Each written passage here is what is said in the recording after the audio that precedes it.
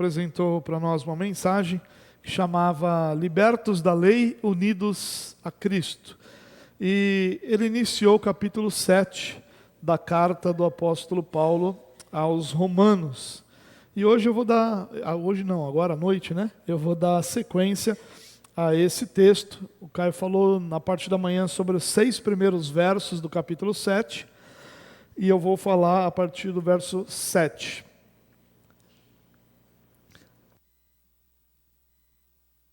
Calma. Espirra ou não espirra, senão fica no meio do caminho. Então eu quero compartilhar com vocês capítulo 7, a partir do verso 7, nós vamos ler até o verso 13. Tá bom? Então, se quiser acompanhar comigo, ou se preferir na sua Bíblia também, fique à vontade. O texto diz assim, que diremos então? A lei é pecado? De maneira nenhuma. De fato, eu não saberia o que é pecado, a não ser por meio da lei. Pois, na realidade, eu não saberia o que é cobiça se a lei não dissesse, não cobiçarás. Mas o pecado, aproveitando a oportunidade dada pelo mandamento, produziu em mim todo tipo de desejo cobiçoso. Pois sem a lei, o pecado está morto. Antes eu vivia sem a lei, mas quando o mandamento veio, o pecado reviveu e eu morri. Descobri que o próprio mandamento, destinado a produzir vida, na verdade produziu morte. Pois o pecado, aproveitando a oportunidade dada pelo mandamento, enganou-me e por meio do mandamento me matou. De fato, a lei é santa, e o mandamento é santo, justo e bom. E então, o que é bom se tornou morte para mim? De maneira nenhuma. Mas, para que o pecado se mostrasse como pecado, ele produziu morte em mim por meio do que era bom, de modo que, por meio do mandamento, ele se mostrasse extremamente pecaminoso. Bom, deixa eu tentar dar um pouquinho de contexto aqui para você. Paulo, no capítulo 6, ele inicia uma parte mais prática da sua teologia, depois de nos apresentar a justificação pela fé, o que ele faz até o final do capítulo 5, nos mostrando que nós somos justificados pela obra perfeita de Jesus, e essa obra perfeita de Jesus satisfaz a justiça de Deus, e essa justiça nos é imputada, nos é concedida, ela não é nossa, ela nos é dada. Então Jesus é justo e nós somos justificados, ou seja, a justiça dele é concedida a todos aqueles que depositam nele a sua confiança como seu Salvador. Então, quando eu confio nele, a justiça que é dele me é concedida para que Deus olhe para mim e me receba como alguém justificado, me veja como alguém justificado. No capítulo 6, o que Paulo vai fazer? Paulo vai começar a falar sobre santificação. Primeiro ele fala sobre justificação, dizendo assim vocês são salvos. E na sequência ele começa dizendo, já que vocês são salvos, assim vocês vão viver. E o argumento de Paulo sobre como nós vamos viver não é um argumento assim, agora vocês têm que fazer isso, isso, isso e isso. Não é uma lista de exigências, não é uma lista de ações, de tarefas, de realizações. Ao contrário disso, Paulo vai nos ensinar a viver livres das amarras anteriores. Então Paulo vai primeiro nos ensinar que, no capítulo 6, que nós somos livres do pecado. Que o pecado, ainda que presente em nossa vida, e ainda que em muitos momentos nos direcione e nos leve ao pecado, ele não mais governa sobre nós. Houve uma mudança de Senhor. Nós pertencíamos ao pecado e agora nós pertencemos a Jesus. Então ele diz, olha, a primeira forma de você viver é assumindo que você vive sem as amarras do pecado, livre do pecado. No capítulo 7, Paulo vai tratar de outro tema para nos ensinar como viver. Agora ele vai dizer o seguinte, vocês são salvos, não são mais escravos do pecado, o pecado não domina mais, vocês já foram capacitados para vencer o pecado, e isso vai acontecendo gradativamente à medida que nós vamos sendo santificados. Porém, vocês também devem viver livres da lei, não mais dependentes de uma obediência à lei para serem recebidos por Deus ou para se sentirem dignos de serem recebidos por Deus. E aí no capítulo 7, então, ele vai desenvolver essa ideia. Nos primeiros versos ele diz, olha, vocês foram livres da lei e unidos a Cristo. E aí Paulo, então, quando fala sobre isso, ele está tocando num ponto central. A lei era para os judeus o ponto central da vida religiosa. Não existia uma vida sem a lei, tanto que quando qualquer pessoa de qualquer etnia se voltava ao judaísmo, se voltava ao Deus de Israel, ele passava por toda uma cerimônia para essa conversão ao judaísmo, e a partir dali ele estava obrigado a obedecer à lei. Os embates de Jesus com os religiosos da sua época são todos por conta da lei. Perceba isso, principalmente por questões de interpretação incorreta da lei. Jesus vai falar sobre alguns aspectos da lei que os judeus entendiam de uma forma completamente diferente. A questão do adultério, por exemplo, que é um dos temas importantes ali. Os judeus vão entender que o adultério é aquele que vai ter um relacionamento com alguém casado, vai ter um relacionamento com uma outra pessoa que não seu marido ou esposa. E Jesus vai dizer que o adultério é o desejo por outra pessoa. É alguém casado desejar uma pessoa que não sua esposa ou o seu marido, está cometendo adultério. Então Jesus vai ter muitos embates sobre a lei, vai chamar os judeus de hipócritas. Por quê? Porque os judeus encontravam maneiras de burlar a lei, sem que fosse visto como a lei sendo burlada, mas exigiam dos outros que cumprissem a lei fielmente. Vai chamar de hipócritas, dizendo, vocês mesmos não carregam um peso e colocam fardos pesadíssimos sobre os outros. Então eles viviam de uma forma que a lei fosse interpretada de uma maneira fácil, mas cobravam dos outros que vivessem de forma muito pesada, de forma muito obediente à lei. E aí então, nós vamos ser lembrados por um teólogo chamado John Stott, que existem 3 maneiras de nós olharmos para a lei, 3 abordagens da lei. Ele vai dizer que a primeira abordagem é a abordagem legalista. Os legalistas são aqueles que procuravam obedecer à lei para serem salvas. E uma vez que eles não conseguiam cumprir as exigências da lei, eles ostentavam então uma religiosidade que era exterior, uma religiosidade de aparência. Esses eram os fariseus. Era impossível obedecer à lei, mas ao invés de buscar a Deus por misericórdia, eles faziam o quê? Eles falsificavam uma religiosidade que era apenas de aparência. O legalismo era aquele que julga com elementos exteriores, não com interiores. Por exemplo, os discípulos de Jesus certa vez foram julgados porque eles comeram sem lavar as mãos.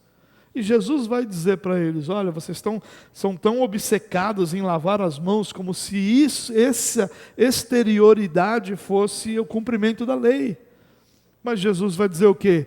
Não é o que entra que contamina o homem, mas o que sai que contamina o homem. O que vem do coração, o que provém do coração, é isso que vai contaminar o homem. Não aquilo que ele come sem lavar as mãos, mas aquilo que sai. Então Jesus está dizendo que o exterior não reflete aquilo que realmente é a lei. Porque o legalismo vai sempre medir a espiritualidade de acordo com o que se deve ou não fazer. Nunca sobre como você é. Essa é a primeira abordagem, a legalista. A segunda abordagem é uma abordagem libertina. Um grupo vai dizer então, bom, se não tem lei, se nós já fomos livres do pecado, se não tem mais nenhuma amarra a nós para nos fazer dignos ou não, salvos ou não, se é Deus, Jesus que fez tudo isso e Deus que nos concede, para que obedecer à lei? Vamos viver segundo o nosso coração. Né? E aí eles começavam a olhar para a lei como a causadora de todos os problemas, né? Porque a gente tenta obedecer à lei que a gente tem esses problemas. Vamos viver conforme nosso coração. O importante é seguir o coração, o importante é o que você está sentindo, o importante é o seu desejo. E são essas pessoas que têm essa outra abordagem da lei. É como se eles quisessem sacudir o jugo. para viver sem freios, para viver sem limites, para viver sem responsabilidades diante de Deus. E existe uma terceira abordagem, que é a abordagem cristã. A abordagem cristã vai se deleitar na lei, porque ela é uma revelação da vontade de Deus. Mas, ao mesmo tempo, os cristãos reconhecem que não têm força para cumprir essa lei, e por isso confiam em Deus, confiam no Espírito Santo, os capacitando a obedecer ao Senhor. Por que eu falei dessas três abordagens? Porque o capítulo 7 de Romanos é uma resposta às três abordagens. Os 6 primeiros versos, Paulo está lidando com os legalistas, aqueles que acham que a lei, a obediência, a moralidade é capaz de salvar. Entenda bem, queridos, talvez para você olha assim, mas a gente não está debaixo da lei, essa lei era de Moisés, para o povo judeu. Sim, o alvo de Paulo aqui eram aqueles que tinham a lei de Moisés sobre seu contato ali, sua presença. Então a lei de Moisés era presente na vida dos judeus. Porém, hoje nós temos uma realidade que não é de uma obediência à lei de Moisés, mas nós temos uma realidade semelhante. Há uma ideia de que a moralidade e a ética produzem salvação. Então pessoas dizem assim, eu sou uma pessoa boa, eu não faço mal para ninguém, eu cumpro o meu horário de trabalho, eu não roubo o meu patrão, eu não roubo as pessoas, eu não faço mal às outras pessoas, é claro que eu sou salvo. Então pessoas dizem assim, eu sou alguém bondoso, eu cuido das pessoas que estão em necessidade, eu ajudo quem precisa, eu estou sempre disponível para os que estão em necessidade, é claro que eu sou salvo. Então a mesma mentalidade existe, não agora por obediência exatamente da lei de Moisés, mas essa lei de Moisés em nosso tempo é substituída por uma moralidade. Não que a moralidade seja ruim, não há nada ruim em ser bondoso, mas também não há méritos. É isso que as Escrituras nos mostram. Ser alguém que cumpre suas responsabilidades e que não faz mal a ninguém, não é mais do que a sua obrigação, como dizia meu pai quando eu passava de ano. Não fez mais do que a sua obrigação.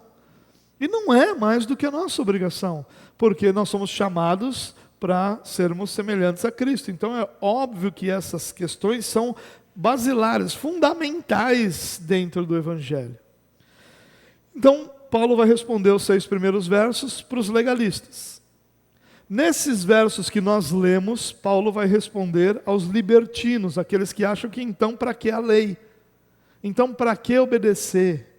Então para que ter isso? Isso talvez sirva muito para o nosso coração, meus irmãos, para que nós não abandonemos a ideia central de que nós caminhamos em obediência ao Senhor.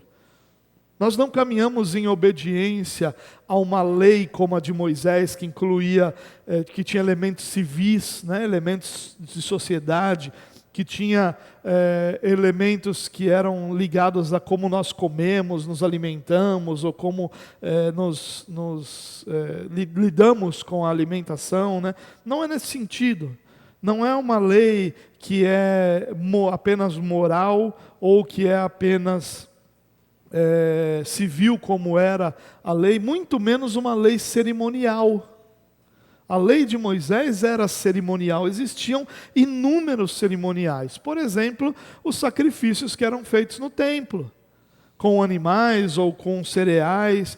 E todos esses sacrifícios feitos no templo, eles apontavam para um sacrifício que seria realizado uma única vez e seria superior a todos os outros realizados ao longo de centenas e centenas de anos, que era o sacrifício de Cristo. Então, o sacrifício de Cristo, ele é o sacrifício que é superior a todos os outros que existiram ao longo da história. Então, a lei de Moisés, ela tinha esses elementos civis, que lidava com a vida do povo, que incluía alimentação, que incluía vestimenta, que incluía questões de eu matei o animal que você tinha, qual é a minha punição, coisas assim, emprestar dinheiro. Então, eram questões civis. Tinha um elemento ou aspecto que era muito mais cerimonial, que eram as circunstâncias ali de sacrifícios, de outras cerimônias, as festas, como a Páscoa, como o Pentecostes, e tinha os elementos morais, que eram os princípios espirituais da lei. E esse é o princípio espiritual da lei, ele é eterno. Porque na lei ele é apenas organizado, mas ele sempre existiu. Você percebe que Deus se relacionava com pessoas antes de Moisés, antes da lei de Moisés. Deus chama Abraão, por exemplo. E Deus cobra de Abraão atitudes e postura e maneira de ser e fé, e cobra que ele viva em obediência ao Senhor. Então, nós vivemos sim debaixo da obediência, não dessa obediência cerimonial, nem dessa obediência civil que a lei de Moisés trazia, mas os aspectos morais, os princípios de Deus são eternos. Como nós podemos ver, por exemplo, nos 10 mandamentos. Os 10 mandamentos não são questões cerimoniais, nem questões civis, são questões espirituais, lidam com o relacionamento entre nós e o nosso Deus, e entre nós e os nossos irmãos, entre nós e os outros seres humanos. Então, são princípios que são utilizados para toda a vida. Nós vivemos debaixo de obediência, não dessa lei estrita, mas dos princípios eternos de Deus. E é essa resposta que Paulo vai dar aqui. A partir do verso 14, ele vai dar a resposta para uma abordagem cristã da lei. Bom, por que eu estou dizendo isso, irmãos? Porque nesse texto que nós lemos, Paulo vai tratar do propósito da lei de Deus, de qual o seu lugar na vida do cristão. E ele vai responder nesse texto 2 perguntas que nós lemos, e Paulo faz isso muito nessa carta. Ele apresenta o seu argumento, e ele antecipa as questões, ele antecipa as objeções. Não, Paulo não está lidando com possíveis dúvidas, Paulo está lidando com possíveis objeções. Pessoas que se levantariam e diriam: bom, se você está falando que a gente é livre da lei, então não precisa obedecer a nada. Era uma objeção que faria sobre o que Paulo está falando. Se você está dizendo que eu sou livre do pecado, então não existe mais o pecado sobre a minha vida, eu posso fazer o que eu quiser. E aí Paulo, quando falava sobre você é livre do pecado, você é livre da lei, não há condenação para quem está em Cristo Jesus, ele ia antecipando essas objeções, ele ia antecipando a maneira natural que esses homens iriam pensar. Então vai respondendo isso. E aqui ele responde 2 objeções. A primeira delas no verso 7, onde diz assim: a lei é pecado. Olha o que o texto está lá. Que diremos então? A lei é pecado? Bom, se a gente está livre da lei, e se por causa da lei que o pecado se tornou claro, então a lei é pecado? E ele vai dizer: de maneira nenhuma. E esse de maneira nenhuma, aqui você pode ver que até o nosso texto, na nossa tradução, tem uma exclamação. A exclamação não era uma pontuação da época original das Escrituras. Mas por quê? Porque Paulo está usando palavras aqui tão fortes, ele está dizendo de jeito nenhum, com tanta força, com tanta ênfase, que a única maneira da gente colocar isso de forma escrita é usando a exclamação. Então Paulo, ele não está só respondendo: não, peraí, vou te explicar. Não, ele não está dizendo isso, ele está dizendo de jeito nenhum. De forma nenhuma, com toda a ênfase que ele poderia dar ali, dizendo não, não é pecado. E aí ele vai argumentar, dizendo: olha, de fato, eu não saberia o que é pecado, a não ser por meio da lei. Então a lei não é pecado, mas a lei revelou o pecado. Pois na realidade eu não saberia o que é cobiça, se a lei não dissesse não cobiçarás. E é interessante que dos 10 mandamentos, ele vai pegar o único mandamento que é de foro íntimo. Todos os outros mandamentos são explícitos. Não matarás. Não matarás, todo mundo sabe o que é não matar, não sabe? Ninguém tem dúvida sobre o que é não matar. Ah, eu não sei se eu matei ou se eu não matei. Não, ou matou ou não matou. Não é de foro íntimo, é uma questão prática. Né? Quando a gente fala sobre a questão da cobiça, o desejo que há no interior do coração, é de foro íntimo. E para os judeus, e alguém que para quem Paulo está falando também, entendiam que o último mandamento englobava todos eles, porque era a cobiça de ter tudo o que deseja, que fazia com que pessoas se voltassem para outros deuses, para buscarem o que queriam. Era a cobiça por mais dinheiro ou por controle da sua vida que fazia com que as pessoas não guardassem o sábado. Era a cobiça pela vida, pelos bens, pela vida do outro, que fazia com que eu matasse ou que eu pecasse em qualquer um dos outros mandamentos, dos 10 mandamentos apresentados, qualquer um dos outros 9 aqui, eram fruto da cobiça. E Paulo vai usar esse para dizer, ele vai dizer, olha, nunca conheceria o que é esse desejo pecaminoso do meu interior se a lei não dissesse não cobiçarás. Mas o pecado, aproveitando a oportunidade dada pelo mandamento, produziu em mim todo tipo de desejo cobiçoso, pois sem a lei o pecado está morto. Sabe o que Paulo está dizendo aqui? Algo que a gente sabe na prática. E algo que a gente acredita que só crianças e adolescentes fazem. Quando a gente diz não, aí começa o desejo para fazer. Não é assim? A gente não enxerga isso em crianças e adolescentes? E a gente acha que só está neles. E Paulo está dizendo, não, isso não está só no coração deles. Isso está no nosso coração também. Está no coração de todo ser humano. Isso é inato ao homem. A partir do momento que algo nos é negado, essa negação produz cobiça, produz desejo em nosso coração. E ele está dizendo, por causa do mandamento, meu coração desejou. Agora que eu não posso, eu quis.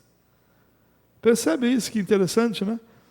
Como Paulo está falando algo que a gente sabe por experiência. Mas Paulo está lembrando que também está no nosso coração. Ele diz, pois sem a lei, o pecado está morto. Ele diz, ou seja, o que significa o pecado está morto?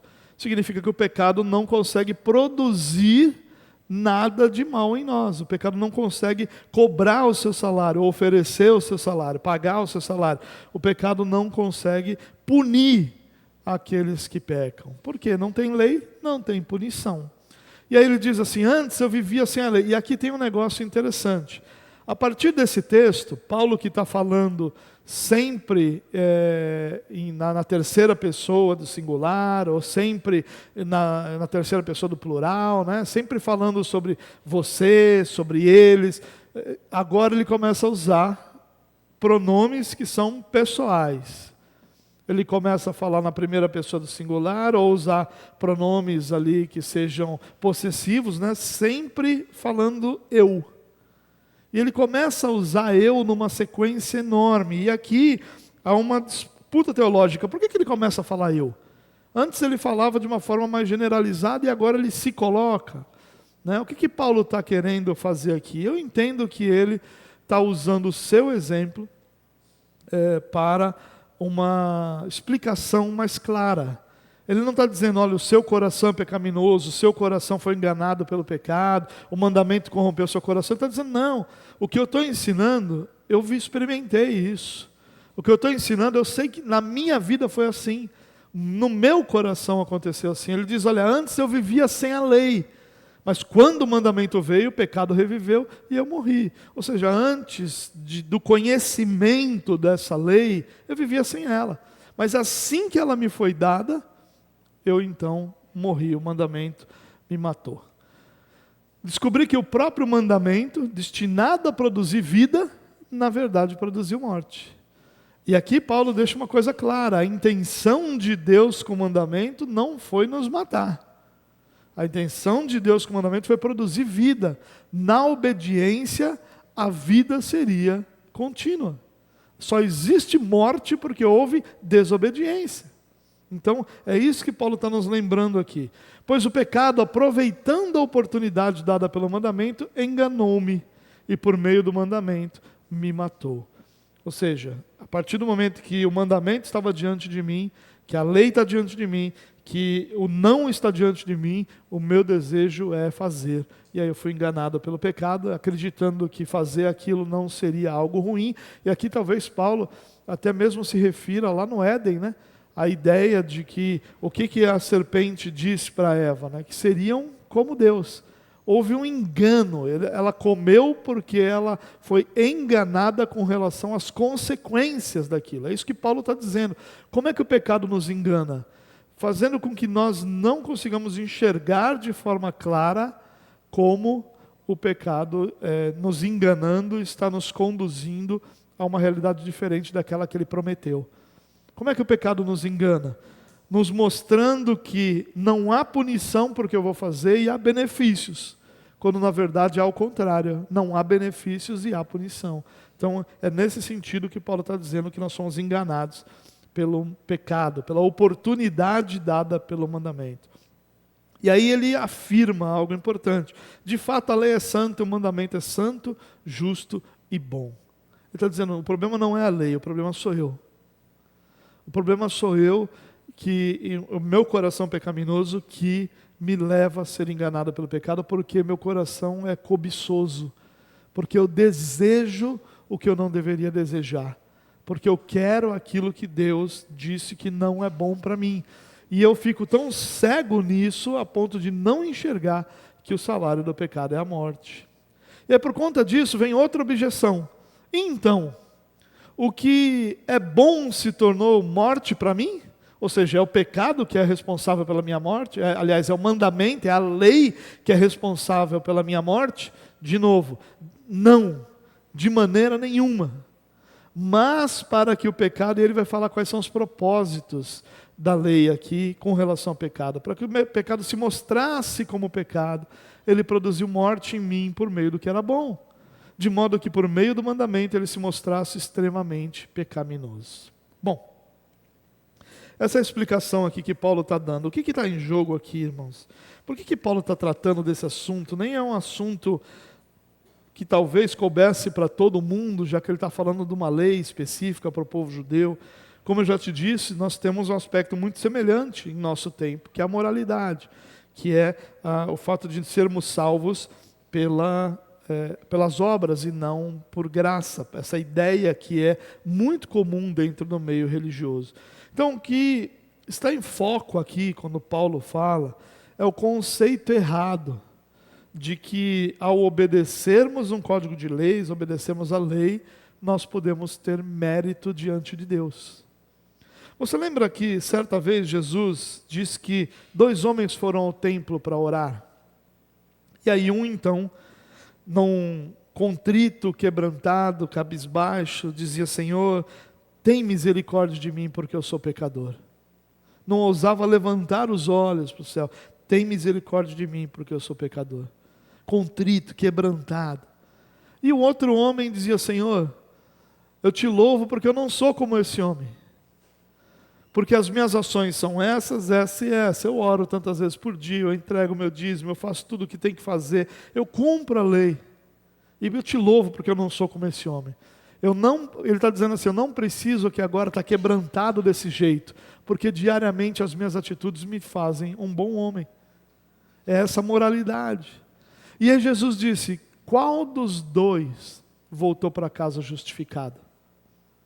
O que confiou na misericórdia. Porque o que confiou nas suas obras, ele não voltou para casa justificado. E é isso que Paulo está tentando nos dizer, a gente está livre disso, irmãos. Você não precisa convencer Deus de que você é digno do seu favor. Você não precisa agir de uma forma a convencer Deus. Isso é muito pequeno para a grandeza da salvação. Nós devemos sim agir em obediência, mas não para termos méritos, mas para louvarmos o Deus que já nos salvou, como uma expressão de adoração. A nossa obediência não é uma ferramenta para alcançar algo, mas é um instrumento de adoração. Eu não obedeço porque ao obedecer eu sei que Deus vai fazer. Eu vou dar um exemplo muito simples disso. Muitas pessoas acreditam que ao entregar o seu dízimo, elas estão comprando, elas nunca vão assumir isso, mas elas acreditam que estão comprando uma proteção de Deus para o resto dos seus 90%. É mais ou menos uma ideia da máfia. Eu pago você para eu não te assaltar. Eu pago você para você não me assaltar. É uma ideia de máfia isso. Então eu pago 10% para Deus, para que os outros 90% estejam protegidos e eu possa usar do jeito que quer. Olha que coisa absurda. Mas muita gente pensa assim, por quê? Porque eles acreditam assim, eu entrego o meu dízimo Agora todo o meu dinheiro está abençoado e protegido pelo Senhor. Aí eu faço algumas perguntas. Quer dizer que antes de você entregar o seu dízimo, o dinheiro não era abençoado. Essa é a primeira coisa. Segunda coisa, você entrega por causa disso, para ser protegido. Ou seja, você não confia na proteção de Deus sobre a sua vida, o cuidado de Deus sobre a sua vida, se você não pagar a Deus. É assim que você enxerga Deus? Alguém que cobra para fazer por você algo que Ele faz graciosamente como um pai amoroso? E mais do que isso, ao entregar seu dízimo com essa consciência, você está perdendo o melhor. Que o melhor não é que os 90% sejam protegidos. O melhor é que Deus seja exaltado na sua decisão, não de dar como proteção, mas de reconhecer que tudo vem dele. Olha a diferença. As duas pessoas entregam o seu dízimo. Só que uma pessoa, são os dois que vão para o templo. Uma pessoa entrega o seu dízimo dizendo assim: Senhor, eu estou entregando aqui, é minha obrigação, eu tenho que fazer, o Senhor vai guardar, segura os devoradores aí, segura o gafanhoto, segura esses bichos todos aí, porque eu preciso viver com 90, já dei 10, não posso dar mais nada, que senão não consigo viver. É uma troca. É como se eu dissesse: eu estou sendo protegido porque eu dei. É obra, irmão. É obra, não é graça. Agora eu também posso entregar de outra forma, dizendo: Senhor, eu sei que tudo vem de Ti.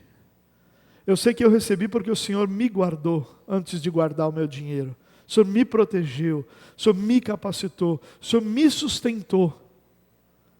E eu quero participar do sustento do reino de Deus. Eu quero participar do sustento da obra de Deus, mas não porque o Senhor vai me dar algo. Não porque eu vou colher a 30 por 1, a 60 por 1, a 100 por 1.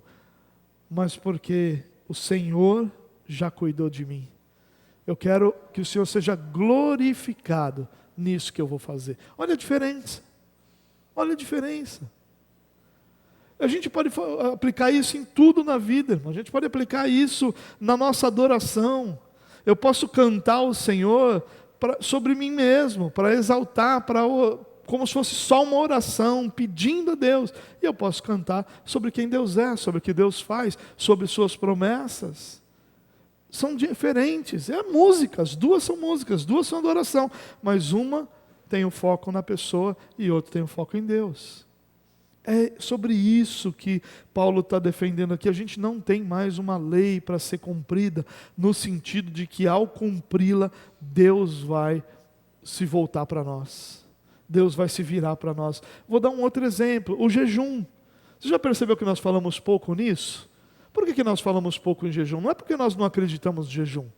É porque o jejum no Antigo Testamento, ele tinha um aspecto sacrificial. Um aspecto de: Senhor, eu preciso de uma resposta, não vou comer até o Senhor me dar. É quase que uma greve de fome. Tinha esse aspecto sacrificial que movia Deus, porque a lei tratava as coisas assim. O jejum em nosso tempo não tem nada a ver com isso. O jejum em nosso tempo, ele não é sacrificial no sentido de, ao fazer o jejum, eu vou atrair o favor de Deus. Não. Sabe por que eu jejuo? Porque tem muito da minha carne em mim. Tem muita força da minha carne no meu dia a dia, e eu preciso que essa força seja tirada. Por isso eu jejuo, para que eu possa fortalecer o meu espírito. Não para fortalecer a carne e enfraquecer a carne literalmente, não é isso. Ai, estou fraco, não aguento nem andar, agora eu não vou pecar.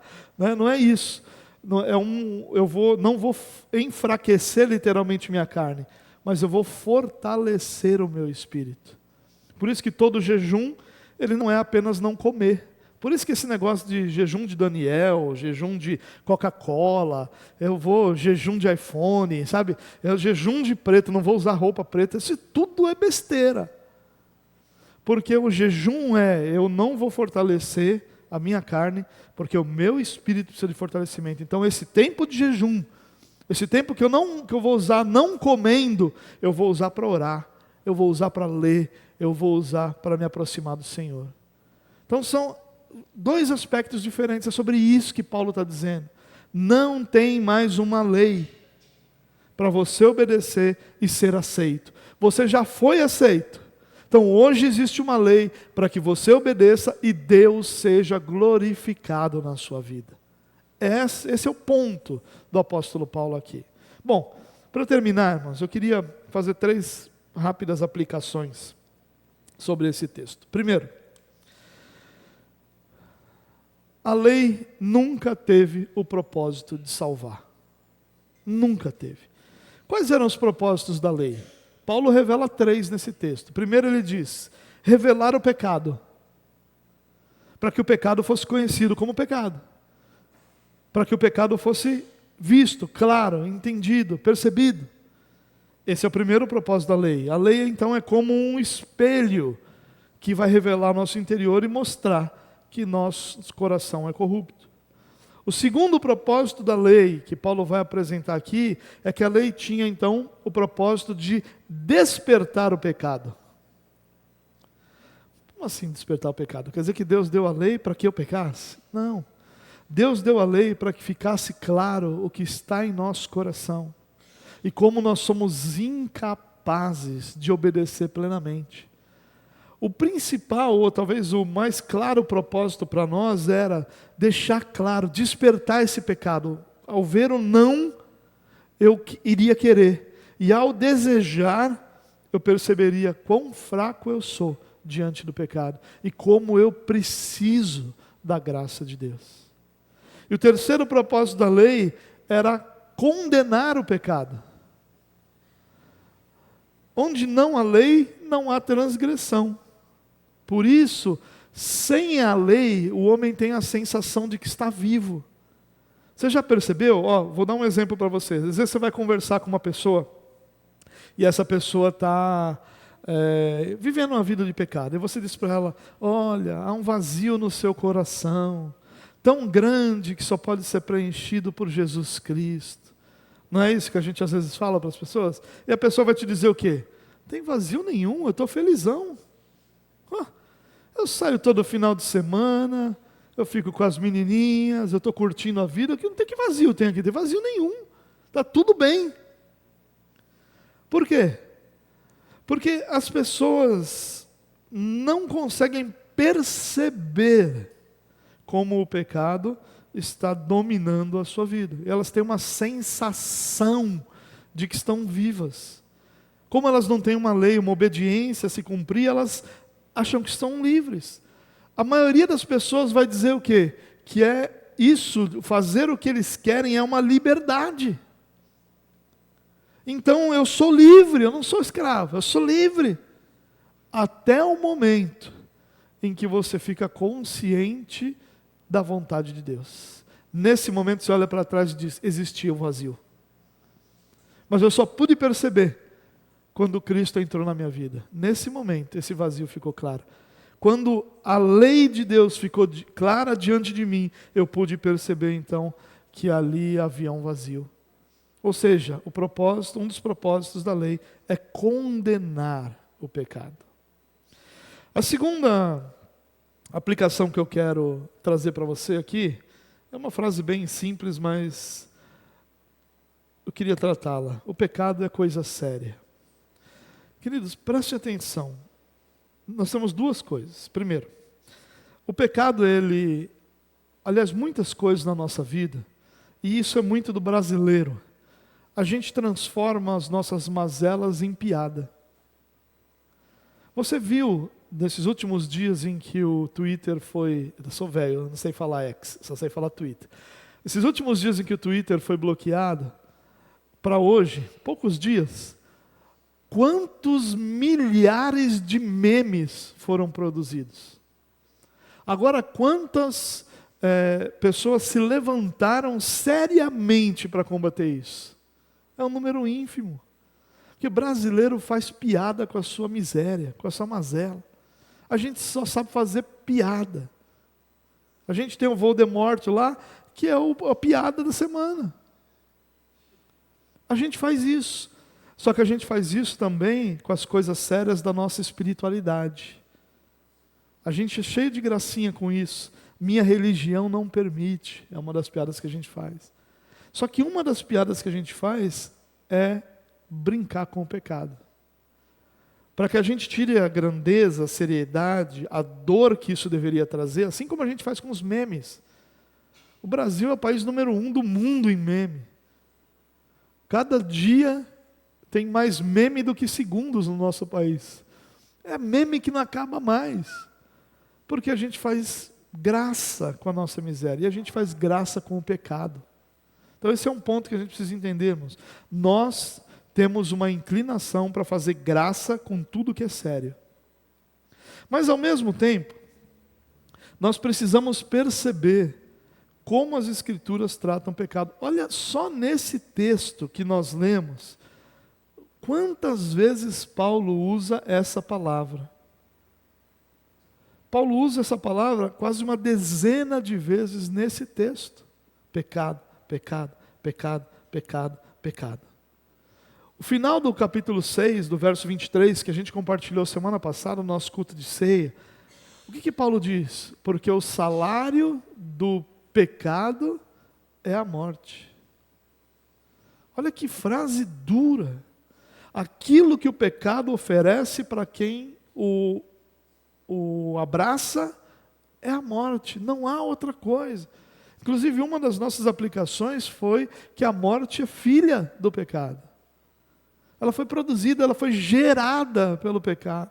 Ela só existe por causa do pecado. Irmãos, pecado é aquilo que arranca de nós, aquilo que, não a nossa identidade, porque nós não deixamos de ser quem somos, mas arranca de nós a alegria de quem nós somos. Quando Davi peca, e ele vai escrever o Salmo, o Salmo 51, onde ele vai falar sobre isso, ele diz: Senhor, me devolve a alegria da tua salvação. Ele não diz: Senhor, me devolve a salvação que eu perdi. Ele diz: me devolve a alegria. O pecado, e ele faz isso muitas vezes sem a gente perceber. A gente vai esfriando, a gente vai se afastando, a gente vai começando a encontrar defeitos em coisas que antes nós amávamos e nos alegrávamos, porque a gente está se afastando, porque o pecado vai nos dominando e isso vai nos constrangendo de uma forma, espiritualmente, nos constrangendo espiritualmente de uma forma que a gente vá se sentindo tão indigno que agora não aguento mais orar. Agora me sinto hipócrita quando eu vou para a igreja, porque eu vivendo em pecado, vou abraçar os meus irmãos e dar a paz do Senhor. Eu me sinto um miserável louvando a Deus por quem Ele é, e isso tudo não me faz vencer o pecado. E a gente vai se afastando e se sentindo cada vez menor e cada vez mais indignos, até que haja um esfriamento completo e nada daquilo que Deus nos concedeu seja experimentado por nós. Porque entendemos, a salvação, ela não produz apenas eternidade, ela produz uma vida com Cristo hoje. Jesus disse: eu vim para que vocês tivessem vida e a vivessem plenamente, ou tivessem a vida em abundância em algumas traduções. A vida que o Senhor nos concede é vida plena. É vida plena, é vida sem essa sobrecarga miserável que há em nossa sociedade sobre cada um de nós. Nós estamos em paz, porque nós sabemos quem cuida de nós. Nós estamos alegres, porque nós sabemos que nenhuma circunstância é maior do que o fato de sermos filhos de Deus, por isso a nossa alegria não depende da circunstância. Só que isso tudo vai sendo roubado, e nós vamos morrendo por dentro, à medida que o pecado vai dominando sobre nós. Queridos, a lei não é causadora da morte, o pecado é causador da morte. Assim como o problema do criminoso não é a lei, mas é a sua transgressão. Uma pessoa não pode agredir outra e dizer: também, mas essa lei não deixa nem dar um murro na cara. Que lei ruim é essa? O problema não é a lei, o problema é a transgressão, o problema é o camarada que fez isso. Então isso é uma coisa que a gente precisa entender. O problema não é a lei que nos proíbe, o problema é o nosso coração que deseja, que vai atrás, que quer. A lei não me deu poder para fazer o que era certo, nem para evitar o que era errado. Não, a lei só produziu em meu coração, como diz Paulo, todo tipo de cobiça. Mas não há falha na lei. A falha está em mim, que não consigo obedecer. E esse era um dos propósitos da lei, deixar isso claro. Porque agora que eu sei que eu não posso obedecer, eu vou dizer como Paulo, miserável homem que sou. Quem poderá me livrar desse corpo sujeito a essa morte? Cristo Jesus. Um dos propósitos da lei era me encurralar, para que eu pudesse dizer, só tem uma saída, Cristo Jesus. O problema não é a lei, o problema sou eu que não consigo obedecer. Dessa forma, a lei revela a gravidade do meu pecado. Não falha na lei, mas a gravidade do meu pecado, a corrupção do meu coração. E isso tudo produz morte. Pecado é coisa séria. Mas não dá para viver, a gente não consegue viver sem. Realmente, nenhum de nós tem a capacidade de não pecar mais. Mas nós já fomos capacitados a lutar e vencer cada um dos pecados em nossa vida. Basta que a nossa confiança esteja em Cristo para isso, para que a gente possa viver uma vida em obediência. Por fim, a última aplicação que eu quero fazer é que a lei de Deus é santa, justa e boa. É o que o próprio apóstolo Paulo vai dizer. E um outro teólogo chamado John Murray, ele vai dizer o seguinte, que a lei reflete o caráter de Deus, sendo a cópia das suas perfeições. A lei traz as impressões do seu autor. O que a lei é? A lei é um reflexo do caráter de Deus. Aquilo que nós somos ordenados a fazer ou a não fazer, refletem o caráter de Deus. Quando nós somos ordenados a sermos generosos, reflete a generosidade do caráter de Deus. Quando nós somos ordenados a sermos misericordiosos, isso vai refletir o caráter misericordioso de Deus. Quando nós somos ordenados a sermos graciosos, a amarmos, isso vai refletir o coração gracioso e amoroso de Deus. A lei reflete o autor da lei, traz as impressões do seu autor. Então Paulo fala que a lei de Deus é santa. E no sentido de ser santo, esse mandamento vai refletir a pureza, a transcendência de Deus, exigindo de nós consagração e pureza. Isso vai refletir quem Deus é. Deus é santo, puro, e isso vai exigir de nós essa mesma santidade, essa mesma pureza. Ele diz que a lei é justa, e aqui vai refletir o quê? A equidade de Deus, e vai requerer de nós, em suas exigências e em suas sanções, nada mais daquilo que além daquilo que é justo. Como Deus é justo, Deus exige que os seus sejam justos. Você lembra da mensagem, eu não sei se você estava aqui de manhã, mas um dos pontos interessantes da mensagem de hoje, foi quando o Caio disse o seguinte, que se eu perguntasse para você quem você é, você talvez respondesse com o que você faz, com características físicas, mas quando na verdade a única resposta que nós podemos dar quem eu sou é, eu sou cristão. E essa é minha verdadeira identidade, esse é verdadeiramente quem eu sou. E como cristão, a exigência é para que eu seja como Cristo. Por isso que a lei reflete quem Deus é. Paulo diz também que a lei é boa, e na qualidade de boa, essa lei vai promover o mais elevado bem-estar do homem. E vai expressar desse modo a bondade de Deus. A lei existe para nos proteger, as ordenanças existem para nos proteger. Para proteger nosso coração corrupto, para proteger nossa vida, nossa família, nossa igreja. Para isso existem as ordenanças. Por isso a lei de Deus, ela é santa, justa e boa. Porque ela reflete o caráter santo, justo e bom do nosso Deus. E cobra de nós que nós sejamos santos, consagrados, justos e bondosos. Olha que interessante quando nós olhamos para a lei desse lado. Ela não é um fardo que nos limita. Ela não é uma realidade que me impede de fazer aquilo que eu gosto, me impede de ter prazer. Essa é uma postura adolescente. Um adolescente que quando recebe um não, ele diz assim, você não me ama, você não me quer ver feliz. Não é um adolescente que diz isso? Você não quer que eu seja feliz. Agora, quando você se torna adulto, você entende. Qual era a intenção daquele não? Guardar seu coração, proteger sua vida. Era a expressão do amor, do caráter do Pai. A mesma coisa é a lei que nós temos diante de nós, as obediências, ou as regras, a lei de Jesus que está em nosso coração. Ela tem esse propósito, revelar quem Deus é e nos conduzir a uma vida semelhante a Jesus. Quero que o Senhor nos guarde, que o Senhor nos ajude, que o Senhor não nos permita lidar com essa lei de uma forma libertina, de uma forma a ignorá-la. Ao contrário disso, que a gente entenda que a lei é santa, justa e boa, dada a cada um de nós, para que nosso coração seja guardado e para que nossa vida seja protegida. Amém? Pai, muito obrigado por essa noite, obrigado pela oportunidade, pelo culto, pelo tempo de estarmos aqui louvando e adorando o Teu nome. Quero Te louvar, Deus, por cada um dos nossos irmãos e irmãs que nos serviram essa noite, que colocaram sua vida, seu tempo, seus talentos a nosso serviço, que o Senhor os recompense eternamente, Pai.